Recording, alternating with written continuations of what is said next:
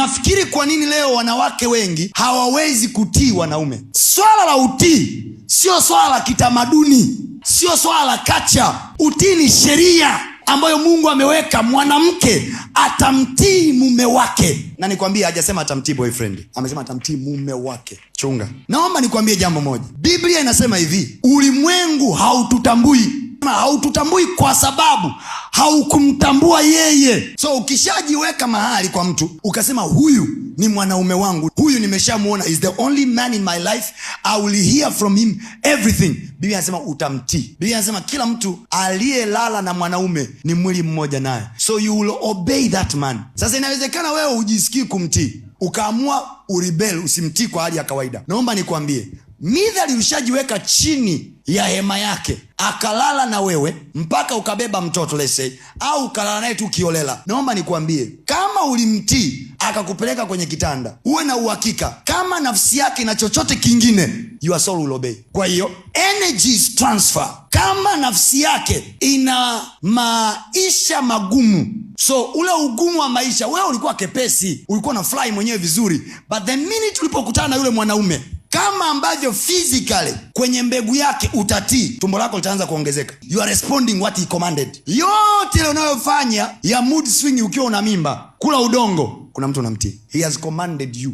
Mungu alivyoweka utaratibu wake, utamtii mwanaume the minute utakapochagua kukaa chini yake, umemtii.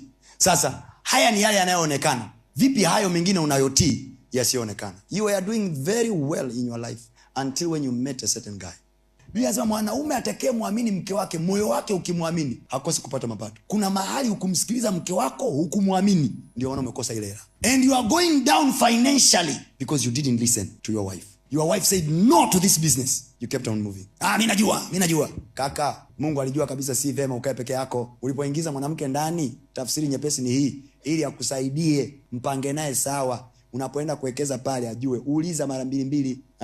Mwanamke aambiwe kila kitu. Haya, kaa navyo unataka kuambia. Rafiki yako Jumanne hasa ni kwa Mbwimbwi, anatafuta tu kupiga hiyo hela. Wewe unadhani unawekezwa. Wanawake wana vitu ambavyo wamewekewa ndani na Mungu. Mungu tu ndo anajua ni vitu gani. They can tell that you are not okay even when you are smiling. Utajizungusha Akiamua kunyamaza ni kwamba kaamua kunyamaza, lakini hapa kaka una matatizo. Now, uchumi wenu unategemea how you grow together. Mnaaminiana, unaweza ukatoa ushauri, ukasikilizwa. Kama akusikilizi saa hizi na unaingia kwenye ndoa, jiandae kuomba chumvi kwa jirani. Kuna ego ile ya wanaume ile ambayo mtu unakuwa nayo, ambayo unambishia mke wako huku unajua kabisa hiki kitu anachokisema ni cha kweli, ila unabisha. Sasa dada, ukishaiona hiyo, ikifumuka hiyo, wewe shuka. Yaani unasema tu, mimi nilikueleza tu baba, hamna shida. Alafu endelea kuandaa chakula na vitu vingine.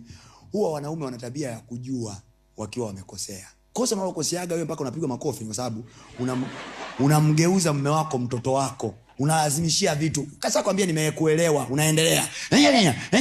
Mwanaume akishakwambia mama nimekuelewa, inatosha. Endelea na shughuli nyingine. Endelea na topic nyingine. Wewe sasa. Unaongea unaingia, unaongea unatoka. Unaongea mashambani, unaongea mjini.